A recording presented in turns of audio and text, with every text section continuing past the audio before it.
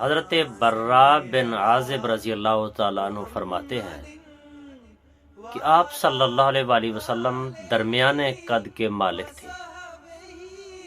حضور صلی اللہ علیہ وآلہ وسلم کے دونوں کاندھوں کے بیچ میں فاصلہ تھا، یعنی کہ آپ کا مبارک سینہ کشادہ تھا۔ آپ صلی اللہ علیہ وآلہ وسلم کے بال گھنے تھے اور وہ کانوں تک پہنچتے تھے۔ فرماتے ہیں حضور اکرم صلی اللہ علیہ وآلہ وسلم سرخ چادر پہنے ہوئے تھے تو میں نے حضور سے زیادہ خوبصورت کسی کو نہیں۔ حضرت عمر بن عاص رضی اللہ تعالیٰ عنہ آپ فرماتے ہیں کہ حضور کے حسن کی وجہ سے آپ صلی اللہ علیہ وآلہ وسلم کو جی بھر کر دیکھنا ناممکن تھا۔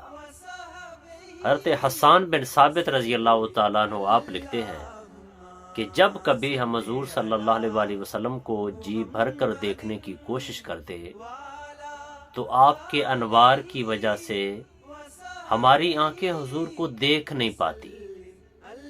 ہم اپنی آنکھوں پر ہاتھ رکھا کرتے تھے کہ کہیں ہماری بینائی نہ چلی جائے، اور اسی چیز کو بیان کرتے ہوئے آپ نے اشعار میں کچھ یوں لکھا: وَأَحْسَنُ مِنْكَ لَمْ تَرَ قَطُّ عَيْنِي وَأَجْمَلُ مِنْكَ لَمْ تَلِدِ النِّسَاءُ خُلِقْتَ مُبَرَّأً مِنْ كُلِّ عَيْبٍ كَأَنَّكَ قَدْ خُلِقْتَ كَمَا تَشَاءُ۔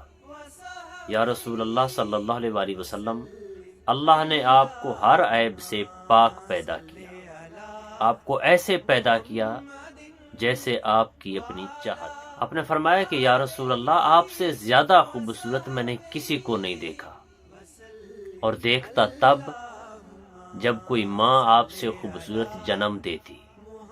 نہ کسی ماں نے آپ سے زیادہ خوبصورت بچے کو جنم دیا، اور نہ میری آنکھ نے کبھی حضور سے زیادہ خوبصورت کسی کو دیکھا ہے۔